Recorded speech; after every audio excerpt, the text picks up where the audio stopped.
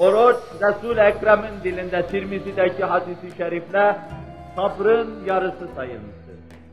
Dinin 1/4'idir. Bir hadis-i şerifte Allah Resulü sallallahu aleyhi ve sellem şöyle buyururlar. "Es-sabru nisful iman." Sabır imanın yarısıdır. Bunu Tirmizi rivayet ediyor. Sabır imanın yarısıdır.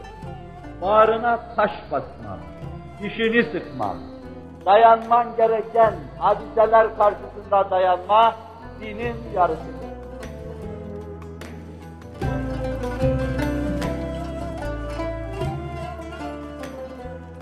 Allah'ın sana yüklediği ibadet mükellefiyetini sırtında taşımaya sabret. Dinin yarısıdır. Rabbinden gelen mesaip karşısında, bela ve devahi karşısında sarsılmama, yer değiştirmeme, Rabbin kapısında dimdik, kaim ve daim olma, dinin yarısıdır. Dehrin başına yağdırdığı günah fırtınaları ve günah tufanı karşısında, günahlara ve masiyetlere girmeme mevzunda sabretme, dişini sıkma, dinin yarısıdır. Musibetleri göğüsleyeceksin, dinin yarısı. Günahlar karşısında dişini sıkıp merdane savaşacaksın, dinin yarısı.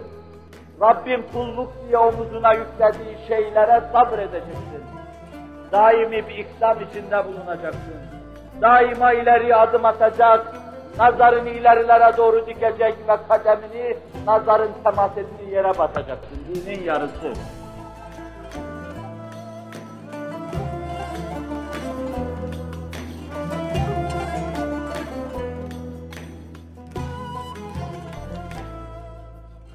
Ve sonra Ebu Nuaym'in rivayet ettiği hadis-i şeriften meselemize vüzuh getiriyor. "Az-savmu nisful sabr." Oruç ise sabrın yarısıdır. Zira sabrın diğer yarısı başka şeylere dağılıyor. Oruçta bir yönüyle şehvat-ı nefsaniye-i cemleme olduğu için masiyete karşı sabır.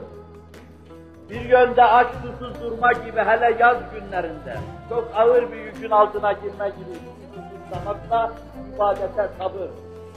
Bir yönüyle de semavi bir sahile gibi geliyor üzerinize, ona sabır varsa bu yönde. Bu bir yarısını teşkil ediyor. Diğer yarısı sair şeylere insanız. Oruç sabrın yarısıdır. Buna göre oruç sizin 1/4'idir.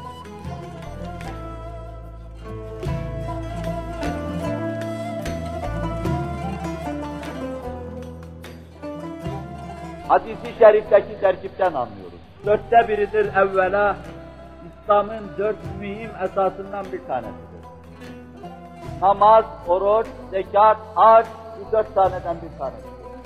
5.'si eşhedü en la ilahe illallah ve eşhedü enne Muhammeden abduhu ve resuluhu ki bu dallı, budaklı, teferruatlı bir hakikat olarak imanın 6 erkanı içine dal budak salmıştır. İmanın 6 rüknünü omuzlamıştır. Bunu bir tarafa koyacak olursak ki zaten bunsuz işin içine girilmez. Geriye 4 esas kalıyor. Oruç imanın yarısıdır, zira evvela 4 rüknünden bir tanesidir.